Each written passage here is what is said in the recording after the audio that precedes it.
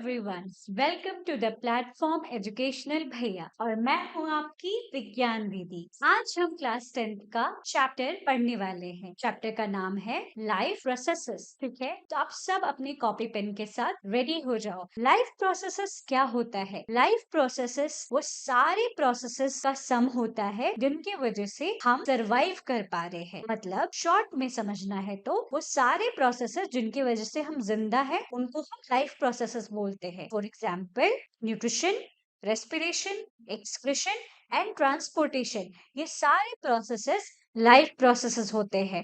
Reproduction को यहाँ पे इंक्लूड नहीं किया गया है क्योंकि बहुत से ऐसे लिविंग ऑर्गेनिज्म है जो रिप्रोड्यूस अगर नहीं भी कर पा रहे फिर भी वो लिविंग स्टेट में है, जैसे कि रोटिफर्स, हनी बीज, स्टेराइल ह्यूमन कपल्स। ये सब रिप्रोडक्शन नहीं कर पा रहे हैं, अपने प्रोजेनी को प्रोड्यूस नहीं कर पा रहे, स्टिल वो लिविंग है। ठीक है, तो लाइफ प्रोसेस को डिफाइन कैसे करेंगे? All those processes which are compulsory or essential for maintenance of our life, such as nutrition, respiration, transportation and excretion. चलो आगे बढ़ते हैं और पहला लाइफ प्रोसेस को समझते हैं जो कि है nutrition. What is nutrition? Nutrition क्या होता है इसको समझने के लिए मैं आपको एक एग्जांपल देती हूँ। आप डेली जो खाना खाते हो, ठीक है, उस खाने को आप अपनी बॉडी में लेते हो, आपका बॉडी उस खाने को ब्रेक डाउन करता है और उस खाने को यूज करता है बहुत सारी एक्टिविटी के लिए। ठीक है, इसी प्रोसेस को हम न्यूट्रिशन कहते हैं। कैसे डिफाइन कर सकते हैं? Nutrition is a process in which we intake food, utilize that food for energy, repair of tissue and growth. हाँ, न्यूट्रिशन एक ऐसा प्रोसेस है जिसमें हम खाने को खाते हैं, उस खाने को यूटिलाइज करते हैं किस किस चीज के लिए? एनर्जी के लिए, रिपेयर करने के लिए टिश्यूज को और ग्रोथ के लिए। और न्यूट्रिशन में आपको 5 स्टेप्स पढ़ने होते हैं। सबसे पहला स्टेप होता है इंजेशन, यानी कि खाने को बॉडी के अंदर लेना। उसके बाद होता है डाइजेशन, यानी कि खाने को स्मॉलर पार्टिकल्स में तोड़ना। उसके बाद होता है एब्जॉर्प्शन, खाने को एब्जॉर्ब करना। उसके बाद होता है एसिमिलेशन, यानी कि एब्जॉर्ब फूड को अब यूटिलाइज करना वेरियस एक्टिविटीज के लिए। उसके बाद लास्ट में आता है इजेशन। इजेशन का मतलब होता है जिस खाने को हम डाइजेस्ट नहीं कर पाते, एब्जॉर्ब नहीं कर पाते, अब वो हमारी बॉडी में किसी काम का नहीं है, अब हम उसको बॉडी के बाहर फेंक देते हैं, इसलिए उस प्रोसेस का नाम है इजेशन। आपको समझ में आया? न्यूट्रिशन के प्रोसेस में आपको क्या क्या पढ़ना है? न्यूट्रिशन के प्रोसेस में आपको कुछ कुछ स्टेप्स इन्वॉल्व है, जैसे ingestion, digestion, absorption, assimilation and egestion. Now moving forward, अब हम पढ़ने वाले हैं कि न्यूट्रिशन जो होता है वो कितने टाइप्स का होता है। समझो यहाँ पे न्यूट्रिशन आपने पढ़ा तो ऑलरेडी होगा बट हम भूल जाते हैं, इट्स ओके। ठीक है, न्यूट्रिशन जो होता है वो 2 टाइप्स का होता है। एक होता है ऑटोट्रॉपिक न्यूट्रिशन, दूसरा होता है हेटरोट्रॉपिक न्यूट्रिशन। ऑटोट्रॉपिक न्यूट्रिशन क्या होता है? ऑटो का मतलब होता है सेल्फ, यानी जो ऑर्गेनिज्म अपना खाना खुद बना लेते हैं उनके न्यूट्रिशन को हम कहते हैं autotrophic nutrition, such as green plants, bacteria. चलो अब इसके आगे हम पढ़ने वाले हैं ऑटोट्रॉपिक न्यूट्रिशन को थोड़ा डिटेल में। Autotrophic nutrition is a type of nutrition in which organisms can prepare their own food. For example, green plants and bacteria. Now, autotrophic nutrition भी 2 टाइप्स के होते हैं।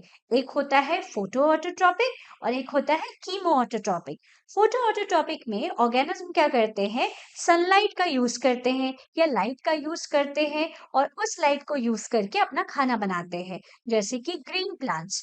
कीमो ऑटोट्रॉपिक न्यूट्रिशन में क्या होता है? ऑर्गेनिज्म जो न्यूट्रिशन करते हैं वो केमिकल बेस्ड होता है, यानी कि कीमो ऑटोट्रॉपिक न्यूट्रिशन में ऑर्गेनिज्म इनऑर्गेनिक सब्सटेंसेस को ऑक्सीडाइज करते हैं, जैसे कि नाइट्रेट्स, नाइट्राइट्स, इनको ऑक्सीडाइज करते हैं और इनसे निकलने वाली जो एनर्जी है उसका यूज करके ये लोग एटीपी प्रोडक्शन करते हैं। एग्जाम्पल क्या है इसका? Purple sulphur bacteria. Now moving forward to heterotrophic nutrition. अब समझो हेटरोट्रॉपिक न्यूट्रिशन एक ऐसा मोड ऑफ न्यूट्रिशन होता है जिसमें एक ऑर्गेनिज्म दूसरे ऑर्गेनिज्म पे डिपेंडेंट होता है अपने खाने के लिए, जैसे कि हम ह्यूमंस, एनिमल्स। ठीक है, ऐसे तो ग्रीन प्लांट्स और कुछ बैक्टीरिया को छोड़ करके मैक्सिमम ऑर्गेनिज्म जो होते हैं वो हेटरोट्रॉप्स भी होते हैं। हेटरोट्रॉप्स की जो हेटरोट्रॉप्स का जो पॉपुलेशन है ना वो बहुत ज्यादा है। ठीक है, अब हेटरोट्रॉपिक न्यूट्रिशन जो होता है वो भी 3 टाइप का होता है। वो क्या क्या है? Holozoic, saprophytic and parasitic. चलो अब समझते हैं कि होलोजोइक मोड ऑफ न्यूट्रिशन क्या होता है। होलोजोइक एक ऐसा मोड ऑफ न्यूट्रिशन होता है जिसमें हम खाने का इंटेक अपनी बॉडी के अंदर करते हैं और खाना जो होता है हमारे पेट के अंदर डाइजेस्ट होता है, यानी हमारी बॉडी के अंदर डाइजेस्ट होता है। एग्जाम्पल में एनीमा एंड ह्यूमन बींग्स, हम क्या करते हैं, हम खाने को खाते हैं, वो खाना हमारी बॉडी के अंदर डाइजेस्ट होता है। इसके बाद जो टाइप ऑफ न्यूट्रिशन होता है वो होता है saprophytic mode of nutrition. Saprophytic mode of nutrition एक ऐसा मोड ऑफ न्यूट्रिशन होता है जिसमें ऑर्गेनिज्म जो होता है वो डेड और डिकेड पार्ट्स ऑफ प्लांट या एनिमल्स से अपना खाना लेता है, यानी अपने न्यूट्रिशनल नीड को फुलफिल करता है।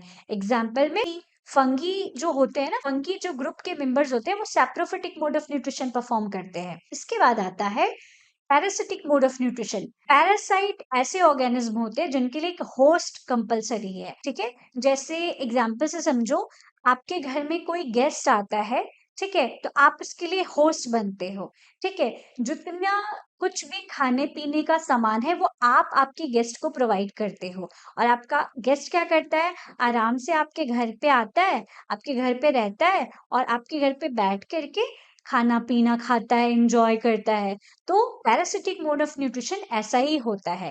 पैरासिटिक मोड ऑफ न्यूट्रिशन में पैरासाइट्स क्या करते हैं, होस्ट के बॉडी के अंदर या उसके बॉडी के बाहर रह करके अपना न्यूट्रिशनल नीड फुलफिल करते हैं। जैसे कि एग्जाम्पल में आपको प्लांट्स पैरासाइट में कसकटा है और एनिमल पैरासाइट में टेपवर्म। पैरासाइट के लिए होस्ट का होना कंपलसरी है। चलो नाउ मूविंग फॉरवर्ड, हम अब पढ़ने वाले हैं कि प्लांट्स का जो ऑटोट्रॉपिक मोड ऑफ न्यूट्रिशन होता है वो कैसे होता है। प्लांट्स अपना न्यूट्रिशन जो होता है वो कैसे करते हैं, उसको समझने के लिए हमको एक प्रोसेस समझने की जरूरत है जिसका नाम है फोटोसिंथेसिस। फोटोसिंथेसिस के लिए हमको कुछ कुछ कंपोनेंट्स जरूर चाहिए, जैसे कि sunlight, chlorophyll, carbon dioxide, water and minerals. तो प्लांट्स के सेल के अंदर एक सेल ऑर्गेनेल होता है जिसका नाम है क्लोरोप्लास्ट। क्लोरोप्लास्ट के अंदर एक ग्रीन कलर कंटेनिंग पिगमेंट होता है जिसको हम कहते हैं क्लोरोफिल। तो जितने भी प्लांट्स का कलर आपको ग्रीन दिख रहा है, इसका मतलब उन सब के सेल में क्लोरोफिल होता है। ठीक है, तो photosynthesis is a process by which plants make their own food in the presence of sunlight with the help of chlorophyll, carbon dioxide, water and minerals. चलो अब आपकी बुक में फोटोसिंथेसिस को 3 स्टेप्स में बताया गया है, वो सारे स्टेप्स को हम पढ़ने वाले हैं। फोटोसिंथेसिस प्रोसेस में पहला जो स्टेप होता है वो ये होता है कि लाइट एनर्जी क्लोरोफिल एब्जॉर्ब करता है, यानी जो फर्स्ट स्टेप आपकी बुक में मेंशन हुआ है वो ये लिखा है absorption of light energy through chlorophyll. उसके बाद क्या होता है, अब इस लाइट एनर्जी को हम कन्वर्ट करेंगे केमिकल एनर्जी में। उसके बाद हम वाटर के मॉलिक्यूल्स को स्प्लिट करते हैं ऑक्सीजन और हाइड्रोजन में। Next and the last step क्या है, कार्बन डाइऑक्साइड को हम रिड्यूस करते हैं, reduction of carbon dioxide to form carbohydrate. तो 3 बेसिक स्टेप्स जो फोटोसिंथेसिस में आपने पढ़ा वो क्या पढ़ा, first absorption of light energy through chlorophyll, second conversion of light energy into chemical energy, and splitting of water molecule into oxygen and hydrogen, and the last step is the reduction of carbon dioxide to form carbohydrate। इस तरीके से plant जो है अपना nutritional need fulfil करता है। अब आपकी स्क्रीन पे फोटोसिंथेसिस का एक फॉर्मूला दिख रहा है। ठीक है, ये फॉर्मूला आपके एग्जाम पॉइंट ऑफ व्यू से बहुत इंपॉर्टेंट है। ठीक है, इस फॉर्मूला में carbon dioxide, water, chlorophyll, sunlight सब मिलेगा जिसका यूज करके प्लांट जो है वो ग्लूकोज बनाता है C6H12O6। तो ये फॉर्मूला आपको याद करना इम्पोर्टेंट है। चलो नाउ मूविंग फॉरवर्ड, फोटोसिंथेसिस के बाद हम ये जानेंगे कि और कौन से ऐसे रॉ मटेरियल्स है जिनकी जरूरत प्लांट को पड़ती है। उनका नाम है नाइट्रोजन, मैग्नीशियम, फास्फोरस, आयरन। इन सब की जरूरत प्लांट को पड़ती है। ठीक है, इसमें नाइट्रोजन जो होता है उसका जरूरत, इसमें नाइट्रोजन जो होता है प्लांट उसका यूज करता है प्रोटीन सिंथेसिस के लिए। ठीक है, अब एटमॉस्फेयर में जो नाइट्रोजन प्रेजेंट होते हैं प्लांट उनको डायरेक्टली यूज नहीं कर पाते हैं, इसमें उनकी मदद करता है नाइट्रोजन फिक्सेशन वाले बैक्टीरिया। ये बैक्टीरिया प्लांट को हेल्प करते हैं ताकि एटमॉस्फेरिक नाइट्रोजन को सिंपलर और एब्जॉर्बेबल फॉर्म ऑफ नाइट्रोजन में कन्वर्ट किया जा सके, जिससे प्लांट उस नाइट्रोजन को इजिली एब्जॉर्ब कर पाए। ठीक है, उसके बाद अब हम जानने वाले हैं स्टोमेटा के बारे में। स्टोमेटा क्या होता है और स्टोमेटा क्यों होता है? देखो, स्टोमेटा जनरली लीफ के लोअर साइड पे प्रेजेंट होता है। स्टोमेटा डम्बल शेप या बीन शेप्ड स्ट्रक्चर होता है। ठीक है, और स्टोमेटल पोर टाइनी पोर्स होते हैं, यानी कि स्टोमेटा जो होता है वो टाइनी पोर लाइक स्ट्रक्चर होता है दो सेल्स से, जिनका नाम होता है गार्ड सेल्स। अब ये गार्ड सेल्स स्टोमेटल पोर को ओपन और क्लोज करने में हेल्प करता है। ठीक है, स्टोमेटा क्या है? Tiny pore like structure present generally at the lower side of leaves. ये क्यों होता है? ये हेल्प करता है प्लांट्स को मैसिव एक्सचेंज ऑफ गैसेस में और ट्रांसपिरेशन में। हाँ, ट्रांसपिरेशन क्या होता है? ट्रांसपिरेशन एक ऐसा प्रोसेस है जिससे प्लांट एक्सेस वाटर को लूज कर पाता है। चलो, प्लांट को जब जरूरत होती है प्लांट तभी अपने स्टोमेटल पोर को ओपन करता है, जब जरूरत नहीं होती है वो अपने स्टोमेटल पोर को क्लोज करके रखता है। यहाँ पे मैं आपको एक और बात समझाती हूँ। देखो, फोटोसिंथेसिस का जो प्रोसेस होता है वो ग्रीन प्लांट्स में होता है, बट सारे ग्रीन प्लांट्स में एक जैसा नहीं होता। जैसे कि डेजर्ट प्लांट, देखो डेजर्ट प्लांट, ऑब्वियसली डेजर्ट में पानी की प्रॉब्लम तो रहेगी ही, तो डेजर्ट प्लांट क्या करता है? इन स्टोमेटल पोर का यूज करता है रात को। ठीक है, किस लिए? एक्सचेंज करने के लिए गैसेस का। डेजर्ट प्लांट क्या करता है? दिन में अपने स्टोमेटल पोर को ओपन नहीं करता, रात में अपने स्टोमेटल पोर को ओपन करता है, गैसेस का एक्सचेंज करता है और दिन में फोटोसिंथेसिस का प्रोसेस अच्छे तरीके से कर लेता है। अब प्लांट्स के न्यूट्रिशनल प्रोसेस को पढ़ने के बाद हम पढ़ने वाले हैं हेटरोट्रॉपिक न्यूट्रिशन के बारे में। हेटरोट्रॉपिक न्यूट्रिशन आप ऑलरेडी समझ चुके हो। हेटरोट्रॉपिक न्यूट्रिशन एक ऐसा न्यूट्रिशन होता है जिसमें एक ऑर्गेनिज्म दूसरे ऑर्गेनिज्म पे डिपेंडेंट होता है अपने न्यूट्रिशनल नीड को फुलफिल करने के लिए। For example human beings, amoeba, paramecium. चलो स्टार्ट करेंगे और ये समझेंगे कि एमीबा में न्यूट्रिशन का प्रोसेस कैसे होता है। देखो, एमीबा में न्यूट्रिशन का प्रोसेस करने के लिए एमीबा के पास फॉल्स फीट लाइक स्ट्रक्चर होते हैं जिनको हम स्यूडोपोडिया बोलते हैं। एमीबा अपने स्यूडोपोडिया को इस तरीके से अपने फूड के आगे रखता है और उस फूड पार्टिकल को इंजेस्ट करता है स्यूडोपोडिया की मदद से। ठीक है, उन स्यूडोपोडिया को बाद में वो मर्ज कर लेता है और खाने को कंप्लीटली अपनी बॉडी के अंदर ले लेता है। इसके बाद वहां पे फॉर्म होता है फूड वैक्यूल। उसमें होते हैं डाइजेस्टिव एंजाइम्स जो कि एमीबा को हेल्प करते हैं फूड के ब्रेकडाउन में, यानी कि डाइजेशन करने में। उसके बाद जो डाइजेस्टेड फूड होता है एमीबा उसको यूज करता है और जो अनडाइजेस्टेड अनएब्सॉर्ब्ड फूड होता है उसको वो बॉडी के बाहर डिस्कार्ड कर देता है। सिमिलर टू दैट पैरामीशियम में भी ऐसा ही प्रोसेस होता है। इसके बाद हम ये समझेंगे ह्यूमंस में डाइजेशन का प्रोसेस कैसा होता है। समझो, ह्यूमंस में डाइजेशन का प्रोसेस थोड़ा लंबा होता है, जनरली 3 से 4 घंटे। ठीक है, देखो ह्यूमंस में डाइजेशन का प्रोसेस पढ़ने के लिए हमको समझना है एलिमेंट्री कैनाल के बारे में। आपके बुक में human alimentary canal already mention है। ह्यूमन एलिमेंट्री कैनाल, कैनाल यानी रास्ता। ह्यूमन एलिमेंट्री कैनाल स्टार्ट होता है माउथ से और एंड होता है एनस पे। हमारा खाना माउथ से स्टार्ट होकर के एनस तक जाता है। उसमें बहुत सारे प्रोसेसेस होते हैं जो कि हम ऑलरेडी न्यूट्रिशन के स्टेप्स में डिस्कस कर चुके हैं। कौन से हैं वो processes? Ingestion, digestion, absorption, assimilation and excretion. Very nice. चलो अब स्टार्ट करते हैं जर्नी ऑफ फूड। फूड हमारे बॉडी में कैसे एंटर करता है और कहाँ कहाँ जाता है, किस तरीके से डाइजेस्ट होता है, किस तरीके से एब्जॉर्ब होता है, कैसे उसका एसिमिलेशन होता है और फिर डाइजेशन कैसे होता है। चलो, खाना सबसे पहले हमारे माउथ में पहुंचता है। माउथ की कैविटी को हम कहते हैं ओरल कैविटी या बकल कैविटी। आपके माउथ में एक मस्कुलर टंग होता है और टीथ होता है। वो फूड को ग्राइंड करने में और खाने को अच्छे तरीके से मिलाने में हेल्प करता है। जैसे ही खाना आपके माउथ में पहुंचता है, टीथ अपना एक्शन शुरू कर देते हैं, खाने को क्रश करने लगते हैं। उसके बाद आपके माउथ में फ्लूइड लाइक स्ट्रक्चर आता है, जिसको हम सलाइवा कहते हैं। सलाइवा सैलिवरी ग्लैंड से सिक्रीट होता है। सलाइवा जो होता है वो एक फ्लूइड होता है, वाटरी फ्लूइड, जो खाने के साथ मिक्स होता है और खाने को लस्ट्रस बनाता है, ताकि हम खाने को इजिली स्वलो कर सके। ठीक है। इस सलाइवा में होता है सेलिवरी एमाइलेज, जो खाने में प्रेजेंट स्टार्च के ब्रेकडाउन में हेल्प करता है। तो अब आपको ये समझना इम्पोर्टेंट है कि खाने का जो डाइजेशन होता है वो स्टार्ट हो जाता है आपके माउथ से। इसके बाद आपका खाना जो होता है वो जाता है आगे, यानी कि आपकी फूड पाइप में। वहां जाने से पहले खाना पहुंचता है फेरिंक्स। फेरिंक्स एक कॉमन ट्यूब होता है फूड और वाटर के लिए। उसके बाद जो खाना होता है वो आपके फूड पाइप में एंटर करता है। फूड पाइप में खाना पेरिस्टाल्टिक मूवमेंट के थ्रू बॉडी के अंदर जाता है, यानी कि बॉडी के नेक्स्ट पार्ट में, विच इज स्टमक। इसोफेगस में किसी भी तरीके का डाइजेशन नहीं होता। इसोफेगस यानी फूड पाइप, उसमें किसी भी तरीके का डाइजेशन नहीं होता। खाना सिंपली पेरिस्टाल्टिक मूवमेंट के थ्रू धीरे धीरे हमारे पेट की तरफ बढ़ता है। उसके बाद खाना पहुंचता है हमारे पेट में। पेट में जाके खाने का क्या होता है, आपका जो वॉल होता है स्टमक का, वो तीन चीजों को रिलीज करता है।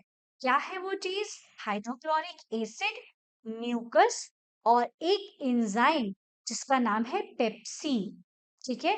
बारी बारी से समझने की कोशिश करते हैं कि इन तीनों का हमारे फूड पे क्या असर होता है। देखो, तो HCl है ना, वो हमारे खाने के साथ अच्छे से मिक्स होता है और हमारे स्टमक को एसिडिक इन्वायरमेंट देता है, ताकि खाना जो होता है वो इजिली ब्रेक डाउन हो सके। खाने में प्रेजेंट जो माइक्रो ऑर्गेनिज्म है या जर्म्स है, उनको वो किल करता है। हाइड्रोक्लोरिक एसिड जैसे ही पेट में रिलीज होता है, ये पेप्सिन को एक्टिवेट कर देता है, और पेप्सिन खाने में प्रेजेंट प्रोटीन को डाइजेस्ट करने में हेल्प करता है। इसके बाद हमारे पास होता है म्यूकस। म्यूकस क्या करता है?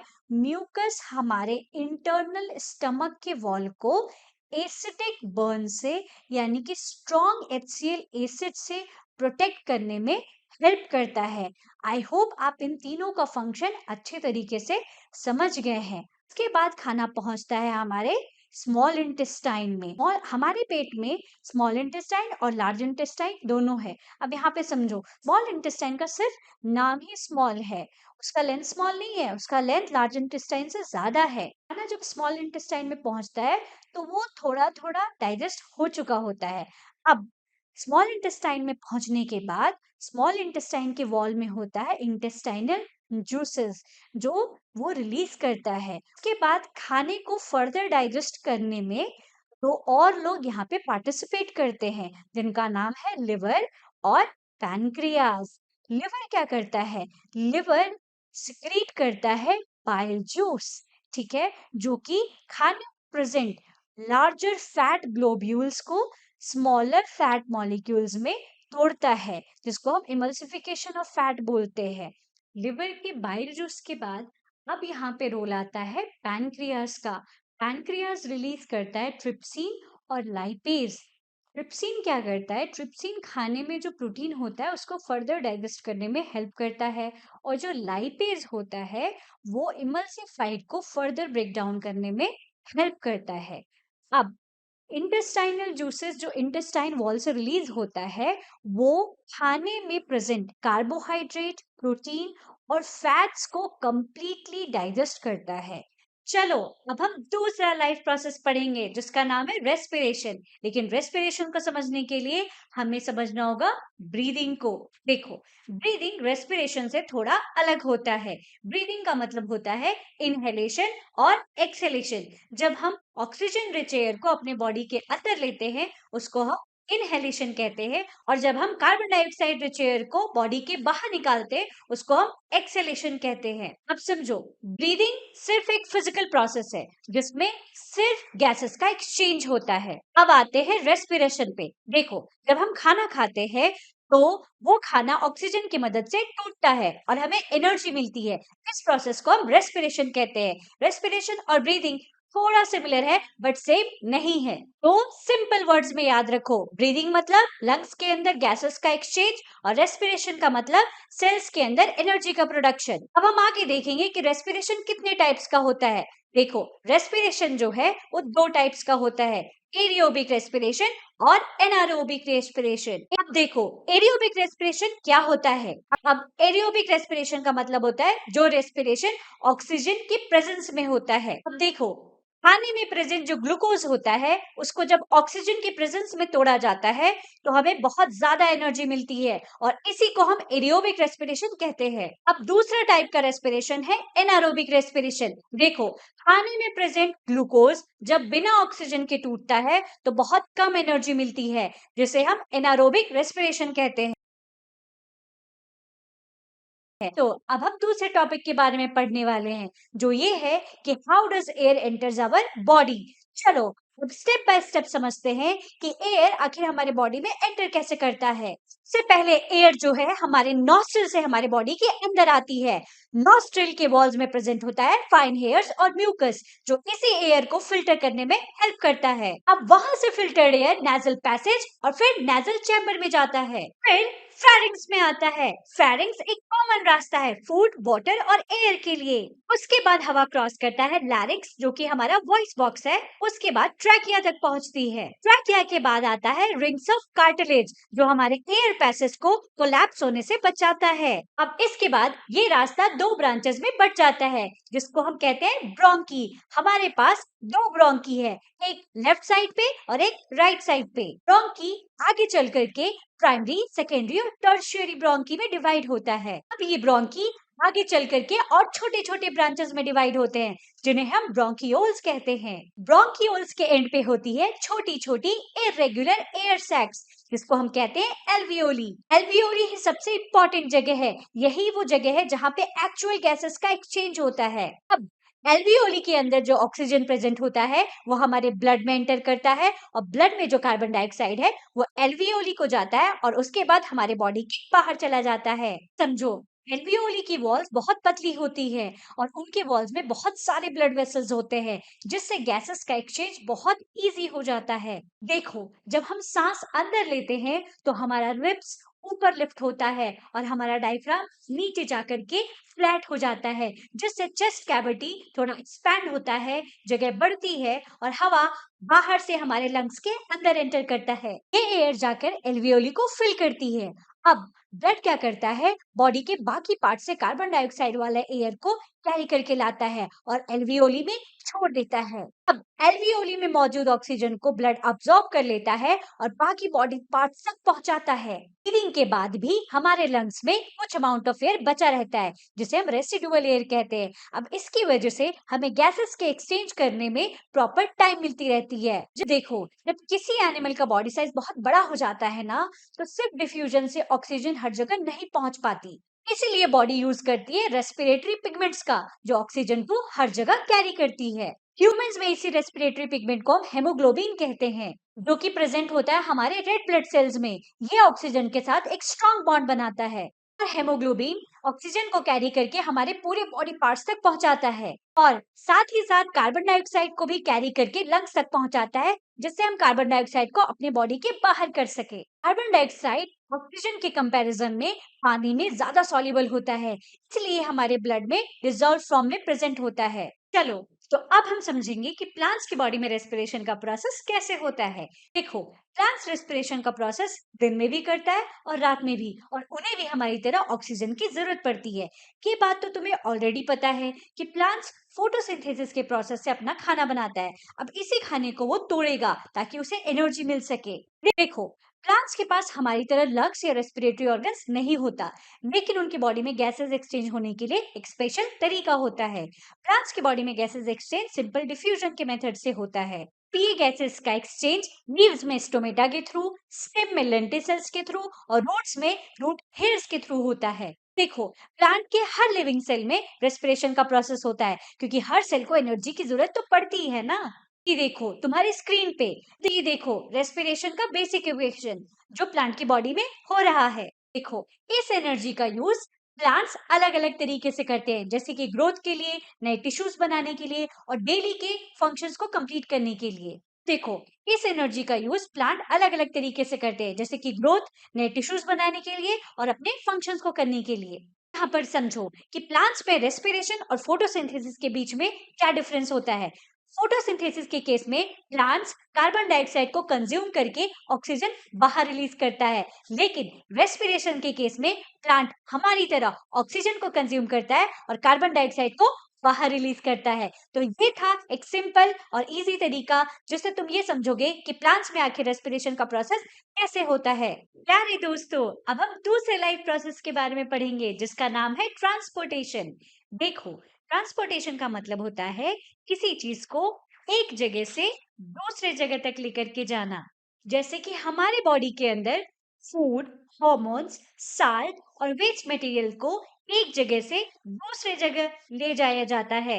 ह्यूमन बॉडी के अंदर ये काम ब्लड, लिम्फ, हार्ट और ब्लड वेसल्स मिलकर करते हैं। तुम सिंपल डेफिनेशन के फॉर्म में समझो कि transportation is a process in which substances like food, oxygen, waste material are transported to and from different part of the body. Transportation को अच्छे से समझने के लिए हमें कुछ चीजों को डिटेल में समझना होगा। तो चलो स्टार्ट करते हैं। पहली चीज जो हम समझने वाले हैं वो है बॉडी फ्लूइड्स के बारे में। फ्लूइड फ्लूइड क्या होता है? जो चीज फ्लो कर सके उसे हम फ्लूइड कहते हैं। हमारे बॉडी में दो मेन बॉडी फ्लूइड्स है, जो है ब्लड और लिम्फ। ये दोनों मिलकर हमारे बॉडी में अलग अलग सब्सटेंसेस को एक जगह से दूसरी जगह ट्रांसपोर्ट करते हैं। सबसे पहले हम जानेंगे ब्लड के बारे में। देखो, ब्लड एक कनेक्टिव टिश्यू होता है जिसका काम है फूड, कार्बन डाइऑक्साइड और ऑक्सीजन का ट्रांसपोर्ट करना। ब्लड के दो मेन कंपोनेंट्स होते हैं, पहला होता है प्लाज्मा और दूसरे ब्लड के सेल्स। प्लाज्मा ब्लड का लिक्विड पार्ट होता है और इसी के अंदर ब्लड के सेल्स सस्पेंडेड होते हैं। प्लाज्मा ट्रांसपोर्ट करता है digested food, carbon dioxide, nitrogenous waste, salt, hormones और प्रोटीन्स को। प्लाज्मा का कलर पेल येलो कलर का होता है। इसके बाद समझते हैं ब्लड सेल्स के बारे में। ब्लड सेल्स मेनली तीन टाइप के होते हैं, आरबीसी, डब्ल्यूबीसी और प्लेटलेट्स। आरबीसी का फुल फॉर्म होता है रेड ब्लड सेल्स या रेड ब्लड कॉर्पसेल्स। इनका कलर रेड होने के पीछे हेमोग्लोबिन है। हेमोग्लोबिन के प्रेजेंस की वजह से आरबीसी का कलर रेड होता है। अब देखो, हेमोग्लोबिन ऑक्सीजन के साथ बाइंड करता है और ऑक्सीजन को ट्रांसपोर्ट करने में हेल्प करता है। आरबीसी का काम सिंपल है, हमारे बॉडी में ऑक्सीजन को ट्रांसपोर्ट करना। उसके बाद हम दूसरे ब्लड सेल के बारे में पढ़ेंगे, जिसका नाम है डब्ल्यूबीसी यानी व्हाइट ब्लड सेल्स। इनका काम है हमारी बॉडी को डिजीज से बचाना। उसके बाद आता है तीसरा ब्लड सेल, जिसको हम प्लेटलेट्स कहते हैं। प्लेटलेट्स का काम बहुत इंपॉर्टेंट होता है, ये हमारे ब्लड को क्लॉट करता है। कभी भी जब हम इंजर्ड हो जाते हैं और हमारा ब्लड बहने लगता है, उस जगह पे प्लेटलेट्स ब्लड को क्लॉट कराने में हेल्प करते हैं, ताकि हमारे बॉडी से एक्सेस अमाउंट ऑफ ब्लड बाहर ना जाए और हमारे बॉडी में ब्लड की कमी ना हो और हमारा बॉडी उस सिचुएशन से बच सके। अब शॉर्ट में समझो, प्लाज्मा का काम होता है फूड, वेस्ट, हार्मोन का ट्रांसपोर्ट करना। आरबीसी का काम होता है ऑक्सीजन का ट्रांसपोर्ट करना। डब्ल्यूबीसी का काम होता है हमें प्रोटेक्ट करना और प्लेटलेट्स का काम होता है ब्लड को क्लॉट कराना। अब हम दूसरे बॉडी फ्लूइड के बारे में पढ़ेंगे, जिसका नाम है लिम्फ, जिसको हम टिश्यू फ्लूइड भी कहते हैं। लिम्फ एक कलरलेस फ्लूइड होता है और ये प्लाज्मा के जैसे होता है। लिम्फ में प्रोटीन कम होते हैं और इसमें आरबीसी भी नहीं होता। देखो, लिम्फ कैसे बनता है? होता क्या है कि कैपिलरीज के वॉल से थोड़ा अमाउंट में प्लाज्मा, प्रोटीन और ब्लड सेल्स बाहर निकल जाता है और टिश्यू के बीच में चला जाता है। इसी को हम टिश्यू फ्लूइड यानी कि लिम्फ कहते हैं। अब हम लिम्फ के फंक्शंस के बारे में समझते हैं। देखो, लिम्फ का काम होता है कि वो इंटेस्टाइन से फैट को ट्रांसपोर्ट करे और हमारे बॉडी की इम्यूनिटी को बूस्ट करने में भी हेल्प करता है। लिम्फ एक्चुअली लिम्फेटिक वेसल्स के थ्रू वापस हमारे वेन्स में जाकर के मिक्स हो जाता है। आई होप तुम्हें अब जाकर के बॉडी फ्लूइड्स के बारे में क्लैरिटी हुई है। चलो, अब हम समझेंगे ह्यूमन हार्ट के बारे में। ह्यूमन हार्ट एक मस्कुलर ऑर्गन होता है, जिसका मेन काम होता है ब्लड को पंप करना। हार्ट जनरली हमारे लंग्स के लेफ्ट साइड में होता है और इसका साइज हमारे फीस्ट यानी हमारे मुट्ठी के बराबर होता है। हार्ट डिवाइड होता है चार चेम्बर्स में, left atrium, right atrium, left ventricle right ventricle में। ऊपर के दो छोटे चेम्बर्स को हम कहते हैं एट्रिया और नीचे के दो बड़े चेम्बर्स को हम कहते हैं वेंट्रिकल्स। हार्ट के बीच में एक मस्कुलर वॉल होता है जिसका नाम है सेप्टम। सेप्टम हार्ट को लेफ्ट और राइट पार्ट में डिवाइड करता है। ऐसा इसलिए करना जरूरी है ताकि ऑक्सीजनेटेड और डीऑक्सीजनेटेड ब्लड आपस में मिक्स ना हो। चलो अब हम समझने वाले हैं ब्लड वेसल्स के बारे में। देखो, ब्लड वेसल्स वो ट्यूब्स होती है ना जिनके थ्रू ब्लड फ्लो करता है। ब्लड वेसल्स का काम है कि ये ब्लड को हार्ट से बॉडी के डिफरेंट ऑर्गन्स तक लेकर के जाती हैं और वापस हार्ट तक लेकर के आती हैं। हमारी बॉडी में तीन मेन टाइप के ब्लड वेसल्स होते हैं, आर्टरीज, वेन्स और कैपिलरीज। शुरू करते हैं आर्टरीज से। देखो, आर्टरीज वो ब्लड वेसल्स होती हैं जो कि ऑक्सीजनेटेड ब्लड को हार्ट से लेकर के दूसरे बॉडी पार्ट्स तक पहुंचाती हैं। आर्टरीज के वॉल थिक और इलास्टिक होते हैं क्योंकि जो ब्लड हार्ट से निकलता है वो बहुत हाई प्रेशर का होता है। इस प्रेशर को झेलने के लिए उनके थिक वॉल्स उनकी मदद करते हैं। आर्टरीज का जनरली काम है कि वो ऑक्सीजनेटेड ब्लड को ही कैरी करती हैं, एक्सेप्ट पल्मोनरी आर्टरी। अभी तुम्हें पल्मोनरी आर्टरी का नाम याद रखना है क्योंकि इसका यूज हम आगे फ्लो ऑफ ब्लड में पढ़ने वाले हैं। अब स्टार्ट करते हैं वेन्स को समझना। देखो, वेन्स वो ब्लड वेसल्स होती हैं जो बॉडी के बाकी पार्ट से ब्लड को कलेक्ट करके वापस हार्ट तक पहुंचाती हैं। समझो, वेन्स के अंदर वेल्व्स होती हैं जो ब्लड के बैक फ्लो को यानी कि ब्लड को पीछे फ्लो होने से रोकती हैं। वेन्स जनरली डीऑक्सीजनेटेड ब्लड को कैरी करता है, एक्सेप्ट पल्मोनरी वेन। हाँ, तुम्हें पल्मोनरी वेन भी याद रखना है क्योंकि इसका इस्तेमाल हम आगे पढ़ने वाले हैं। अब समझेंगे हम कैपिलरीज के बारे में। देखो, कैपिलरीज की वॉल्स बहुत पतली होती हैं। इनकी वॉल्स सिर्फ एक सेल थिक होती हैं। यहीं पे होता है ऑक्सीजन का एक्सचेंज, वेस्ट का एक्सचेंज और फूड का एक्सचेंज। ब्लड और बॉडी सेल्स के बीच सारा मटेरियल कैपिलरीज के थ्रू एक्सचेंज होता है। बॉडी फ्लूइड्स, ब्लड वेसल्स और हार्ट को समझने के बाद हम समझने वाले हैं कि आखिर ह्यूमन की बॉडी में ब्लड का फ्लो कैसे होता है। चलो थोड़ा सा पीछे जाते हैं और फिर से रिवाइज करते हैं। हमने हार्ट पढ़ा था। देखो, हार्ट के दोनों अपर छोटे चेम्बर्स को हम एट्रिया कहते थे यानी एट्रियम कहते थे और दोनों नीचे वाले चेम्बर्स को जो कि थिक वॉल्ड है और लार्जर होते हैं एट्रिया के कंपैरिजन में, उन्हें हम वेंट्रिकल्स कहते हैं। ये देखो, एट्रिया के वॉल पतले होते हैं, वेंट्रिकल के वॉल थिक होते हैं। एट्रिया जो है उसका साइज थोड़ा छोटा होता है और वेंट्रिकल का साइज थोड़ा बड़ा होता है। समझो स्टेप बाय स्टेप आखिर बॉडी में ब्लड का फ्लो कैसे होता है। सबसे पहले हम समझेंगे कि बॉडी के पार्ट से हार्ट तक ब्लड का फ्लो कैसे होता है।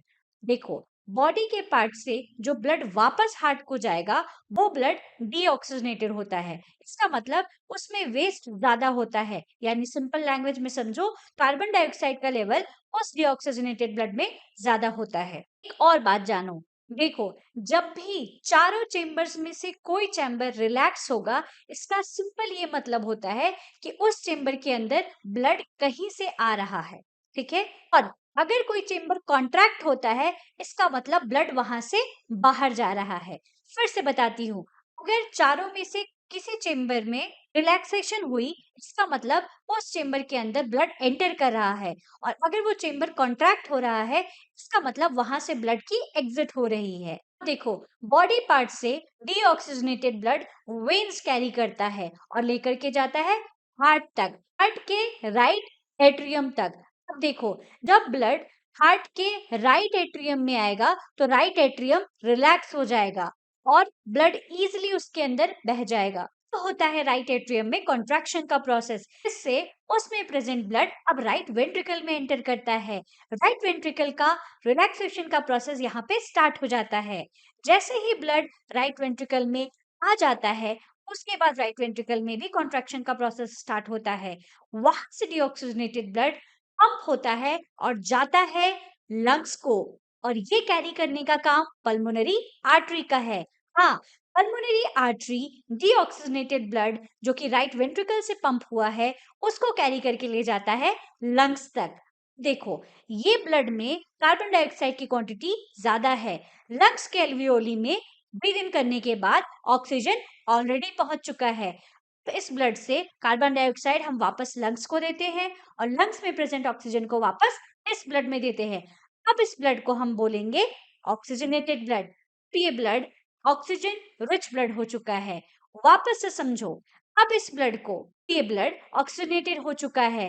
अब इस ऑक्सीजनेटेड ब्लड को पल्मोनरी वेन्स वापस हार्ट तक लाता है, हार्ट के लेफ्ट एट्रियम तक लाता है। अब जैसे ही ये ब्लड लेफ्ट एट्रियम में एंटर करेगा, लेफ्ट एट्रियम रिलैक्स हो जाएगा। देखो, जैसे ही ये ब्लड लेफ्ट एट्रियम में आ गया, अब ये ब्लड लेफ्ट वेंट्रिकल में एंटर करता है। देखो, ये ब्लड लेफ्ट वेंट्रिकल में तभी एंटर करेगा जब लेफ्ट एट्रियम कॉन्ट्रैक्ट करेगा। हाँ, याद रखो, जब भी किसी चेम्बर में ब्लड आता है तो रिलैक्स करता है, और जब ब्लड की एग्जिट होती है तो वो चेम्बर कॉन्ट्रैक्ट करता है। ये ब्लड पहुंचा लेफ्ट वेंट्रिकल तक। लेफ्ट वेंट्रिकल अब कॉन्ट्रैक्शन करेगा और ऑक्सीजनेटेड ब्लड एओर्टा के थ्रू पंप हो जाएगा। अब लेफ्ट वेंट्रिकल कॉन्ट्रैक्ट करेगा और ब्लड को पंप करेगा। ये ऑक्सीजनेटेड ब्लड एओर्टा कैरी करता है। हमारे बॉडी के सबसे बड़े आर्टरी को हम एओर्टा कहते हैं। एओर्टा ऑक्सीजनेटेड ब्लड को आर्टरीज को देता है। आर्टरीज ये ऑक्सीजनेटेड ब्लड को कैरी करती हैं और पूरे बॉडी पार्ट्स में इसको पहुंचाती हैं। तो ये था एक प्रॉपर तरीका जिससे हमने ये समझा कि आखिर हमारे बॉडी में ब्लड का फ्लो कैसे होता है। एक सिंपल समरी के फॉर्म में समझो। देखो, बॉडी से डीऑक्सीजनेटेड ब्लड वेन से जाती हैं हार्ट को, हार्ट के राइट एट्रियम को, राइट एट्रियम से ये ब्लड राइट वेंट्रिकल को, राइट वेंट्रिकल से लंग्स के पास, लंग्स में ये डीऑक्सीजनेटेड ब्लड से कार्बन डाइऑक्साइड बाहर जाता है, उसमें ऑक्सीजन मिलती है। अब ये ब्लड ऑक्सीजनेटेड बन गया। ऑक्सीजनेटेड ब्लड फिर वापस पल्मोनरी वेन्स के थ्रू आती हैं लेफ्ट एट्रियम को। लेफ्ट एट्रियम से ये ब्लड जाता है लेफ्ट वेंट्रिकल को, लेफ्ट वेंट्रिकल से एओर्टा को, एओर्टा से आर्टरीज को, आर्टरीज से पूरे बॉडी पार्ट्स तक। ये एक सिंपल और क्विक तरीका है जो तुम्हें हेल्प करेगा ब्लड के फ्लो को समझने के लिए। देखो, इससे से रिलेटेड एक और टर्म आता है जिसे हम डबल सर्कुलेशन कहते हैं। डबल सर्कुलेशन का सिंपल यही मतलब होता है कि ब्लड जो है वो एक पूरे साइकिल में 2 बार हार्ट से गुजरे। एक बार हार्ट से लंग्स, लंग्स से हार्ट, और दूसरी बार हार्ट से बॉडी पार्ट्स, बॉडी पार्ट्स से वापस हार्ट तक। डबल सर्कुलेशन 2 पार्ट्स में डिवाइडेड होता है। एक है पल्मोनरी सर्कुलेशन, दूसरा है सिस्टमैटिक सर्कुलेशन। देखो, पल्मोनरी सर्कुलेशन के केस में हार्ट के राइट वेंट्रिकल से ब्लड जो है वो लंग्स को जाता है। ये ब्लड डीऑक्सीजनेटेड होता है। लंग्स में पहुंचने के बाद ये ब्लड ऑक्सीजनेटेड हो जाता है। ये ऑक्सीजनेटेड ब्लड वापस से लंग्स से ट्रेवल करता है पल्मोनरी वेन्स के थ्रू और पहुंचता है लेफ्ट एट्रियम तक। दूसरा है सिस्टमैटिक सर्कुलेशन। देखो, सिस्टमैटिक सर्कुलेशन के केस में क्या होता है, ऑक्सीजनेटेड ब्लड जो है वो लेफ्ट वेंट्रिकल से ट्रैवल करेगा आर्टरीज के थ्रू और बॉडी पार्ट्स तक पहुंचेगा। बॉडी पार्ट्स से वापस ब्लड वेन्स के थ्रू राइट एट्रियम तक आएगा। ये सिंपल सा प्रोसेस डबल सर्कुलेशन होता है। डेफिनेशन के फॉर्म में समझो तो double circulation is a process in which blood passes twice through the heart in one complete cycle, one through lungs and once through body parts. अब समझो double circulation आखिर क्यों इंपॉर्टेंट होता है। देखो, डबल सर्कुलेशन की वजह से हमारे बॉडी में ऑक्सीजनेटेड और डीऑक्सीजनेटेड ब्लड अलग अलग रहते हैं और आपस में मिक्स नहीं करते हैं। इसकी वजह से क्या होता है, हमारे बॉडी को प्योर अमाउंट में ऑक्सीजन रिच ब्लड मिलता है। और साथ ही साथ डबल सर्कुलेशन की वजह से हमारे बॉडी में ज्यादा अमाउंट में ऑक्सीजन पहुंचता है। ज्यादा अमाउंट में ऑक्सीजन पहुंचने का सिंपल मतलब होता है ज्यादा एनर्जी। साथ साथ ये सर्कुलेशन मेथड हमारे बॉडी में मेटाबॉलिक रेट को फास्ट करता है। और ये बहुत सारे एनिमल जैसे कि बर्ड्स, मैमल्स, उनके बॉडी टेम्परेचर को बैलेंस करने में भी बहुत मदद करता है। और इसी के साथ साथ बहुत सारे एनिमल जैसे कि बर्ड्स और मैमल्स के बॉडी टेम्परेचर को कांस्टेंट रखने में ये हेल्पफुल होता है। देखो, इन सभी एनिमल्स को हम वार्म ब्लडेड एनिमल्स कहते हैं। वार्म ब्लडेड एनिमल्स का एक खुद का कांस्टेंट बॉडी टेम्परेचर होता है जिसको बैलेंस करने में डबल सर्कुलेशन बहुत हेल्पफुल होता है। लेकिन कोल्ड ब्लडेड एनिमल्स जैसे कि फिशेस और रेप्टाइल्स, इनका बॉडी का टेम्परेचर इन्वायरमेंट पे डायरेक्टली डिपेंड करता है। इसीलिए ये थोड़ा बहुत मिक्सिंग ऑफ ब्लड यानी कि ऑक्सीजनेटेड और डीऑक्सीजनेटेड ब्लड का मिक्स टॉलरेट कर सकते हैं और इनमें डबल सर्कुलेशन की उतनी इंपॉर्टेंस नहीं होती। अब शॉर्ट में समझो, डबल सर्कुलेशन बहुत ही इंपॉर्टेंट चीज होती है हमारे लिए, यानी कि बर्ड्स और मैमल्स के लिए, वैसे एनिमल्स जिनको हाई एनर्जी रिक्वायरमेंट होती है, क्योंकि ये आपके बॉडी में प्योर ऑक्सीजन सप्लाई करते हैं, एनर्जी ज्यादा देते हैं, मेटाबॉलिक रेट को फास्ट करते हैं और बॉडी टेम्परेचर को कांस्टेंट रखते हैं। चलो अब हम पढ़ने वाले हैं ट्रांसपोर्टेशन इन प्लांट्स। देखो, प्लांट्स के बॉडी में दो अलग अलग ट्रांसपोर्ट पाथवे काम करता है, एक जाइलम और एक फ्लोएम। जाइलम का काम है वाटर और मिनरल्स का ट्रांसपोर्ट करना और फ्लोएम का काम होता है कि वो फूड का ट्रांसपोर्टेशन करे। अब हम जाइलम के ट्रांसपोर्ट सिस्टम को प्रॉपरली पढ़ने वाले हैं। देखो, जाइलम टिश्यूज में वेसल्स और ट्रेकीज रूट, स्टेम, लीव्स को आपस में कनेक्ट करते हैं। ये एक कंटिन्यूअस सिस्टम बनाता है जिससे वाटर पूरे प्लांट की बॉडी में अच्छे तरीके से ट्रांसपोर्ट होता है, जिसकी वजह से रूट और सॉइल के बीच में कंसंट्रेशन डिफरेंस क्रिएट होता है। इस डिफरेंस को बैलेंस करने के लिए वाटर सॉइल से रूट के अंदर एंटर करता है। इससे जाइलम में वाटर का एक कॉलम बनता है जो ऊपर की तरफ पुश करता है। लेकिन सिर्फ रूट प्रेशर इंपॉर्टेंट नहीं है वाटर को इतने ऊपर तक पुश करने के लिए, इसके लिए हमें एक और चीज चाहिए जो कि है ट्रांसपिरेटरी पुल। तुम ट्रांसपिरेशन के बारे में ऑलरेडी जानते हो, अगर तुम भूल गए हो तो मैं तुम्हें फिर से बता देती हूँ। ट्रांसपिरेशन एक ऐसा प्रोसेस है जिससे स्टोमेटा के थ्रू एक्सेस वाटर वेपर के फॉर्म में प्लांट की बॉडी से बाहर निकलता है। अब देखो, जब लीव से पानी का लॉस होता है तो वहां पे एक सक्शन फोर्स क्रिएट होता है जो रूट से वाटर को ऊपर की तरफ खींचता है और इसी तरीके से इजिली वाटर और मिनरल्स रूट से लीव्स तक इजिली मूव होते रहते हैं। अब जानेंगे हम फ्लोएम के बारे में। देखो, फ्लोएम ट्रांसपोर्ट करता है जनरली शुगर, एमिनो एसिड्स और दूसरे यूजफुल सब्सटेंस को। फ्लोएम में फूड का मूवमेंट ऊपर भी होता है और नीचे भी। ये मूवमेंट होता है सीव ट्यूब्स और कंपेनियन सेल्स की हेल्प से। देखो, फ्लोएम जब ट्रांसपोर्टेशन का प्रोसेस करता है ना, उस केस में हमें एनर्जी रिक्वायर्ड होती है। शुगर जैसे मटेरियल्स एटीपी एनर्जी की हेल्प से फ्लोएम में डाले जाते हैं। इससे ऑस्मोटिक प्रेशर बढ़ता है, वाटर फ्लोएम में आता है, प्रेशर क्रिएट होता है और फूड मूव करता है जहाँ पे प्रेशर कम होता है। इसी तरीके से फ्लोएम प्लांट्स की नीड के अकॉर्डिंग फूड को डिस्ट्रीब्यूट करता है। कंक्लूजन ये हुआ कि प्लांट के ट्रांसपोर्ट सिस्टम में जाइलम और फ्लोएम का रोल होता है। जाइलम ट्रांसपोर्ट करता है वाटर और मिनरल्स को यूनिडायरेक्शन यानी कि सिर्फ ऊपर की तरफ, और फ्लोएम ट्रांसपोर्ट करता है फूड और न्यूट्रिएंट्स को, वो भी बाई डायरेक्शनल यानी ऊपर भी और नीचे भी। आई होप तुम्हें ट्रांसपोर्टेशन ऑफ प्लांट्स क्लियर है। दोस्तों, अब हम दूसरे लाइफ प्रोसेस के बारे में जानेंगे जिसका नाम है एक्सप्रेशन। हाँ, एक्सक्रीशन क्या होता है? देखो, एक्सक्रीशन एक ऐसा प्रोसेस होता है जिससे हम बॉडी से मेटाबॉलिक वेस्ट को बाहर रिमूव करते हैं। अगर हमें डेफिनेशन लिखना हो तो हम क्या लिख सकते हैं? Excretion is a process in which we remove harmful metabolic waste from our body. अब सबसे पहले हम जानने वाले हैं कि ह्यूमन के बॉडी में एक्सक्रीशन का प्रोसेस कैसे होता है। चलो शुरू करते हैं। अब देखो, यूनिसेलुलर ऑर्गेनिज्म और मल्टीसेलुलर ऑर्गेनिज्म के बॉडी में ये एक्सक्रीशन का प्रोसेस थोड़ा अलग होता है। यूनिसेलुलर ऑर्गेनिज्म अपने बॉडी सरफेस से सिंपल डिफ्यूजन का मेथड यूज करता है और अपने वेस्ट को इन्वायरमेंट में इजीली रिलीज कर देता है। लेकिन मल्टीसेलुलर ऑर्गेनिज्म के पास स्पेशल ऑर्गन्स होता है जो ये काम प्रॉपर तरीके से करता है। सबसे पहले हम देखने वाले हैं कि ह्यूमन की बॉडी में एक्सक्रीशन का प्रोसेस कैसे होता है। ह्यूमन की बॉडी में एक्सक्रीटरी सिस्टम होता है जो ये काम करता है और ये चार मेन पार्ट में बटा हुआ है: two kidneys, two ureters, one urinary bladder and one urethra. Kidneys abdominal cavities में होती हैं। ये हमारे बैकबोन के थोड़ा अंदर दोनों साइड पे प्रेजेंट होती हैं। किडनी का शेप बीन शेप्ड का होता है। देखो, किडनी यूरिन को प्रोड्यूस करता है, वहां से यूरिन यूरेटर के थ्रू यूरिनरी ब्लैडर में जाकर के स्टोर होता है, उसके बाद यूरेथ्रा के थ्रू बॉडी के बाहर रिलीज हो जाता है। देखो, यूरिन बनाने का ये पर्पस होता है कि वो ब्लड से वेस्ट प्रोडक्ट को फिल्टर कर सके। जैसे तुम्हारा लंग्स कार्बन डाइऑक्साइड को तुम्हारे बॉडी के बाहर रिलीज करता है, वैसे ही किडनीज ब्लड से नाइट्रोजनस वेस्ट को बॉडी से रिमूव करता है। किडनी के पास एक बेसिक फिल्टरेशन यूनिट होती है जिसे हम नेफ्रॉन कहते हैं। देखो, हर एक किडनी के पास टफ टफ ब्लड कैपिलरीज होती है जिसे हम ग्लोमेरुलस कहते हैं, और वो प्रेजेंट होती है एक कप लाइक स्ट्रक्चर जिसे हम बॉमस कैप्सूल कहते हैं। बॉमस कैप्सूल ब्लड से फिल्टर हुआ लिक्विड कलेक्ट करता है।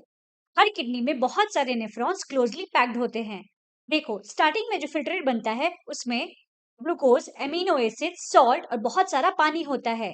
लेकिन बॉडी को ये सारी चीजों की रिक्वायरमेंट होती है, इसीलिए नेफ्रॉन यूजफुल सब्सटेंसेस और रिक्वायर्ड अमाउंट ऑफ वाटर को सेलेक्टिवली एब्जॉर्ब कर लेती है जब यूरिन ट्यूब के थ्रू फ्लो करता है।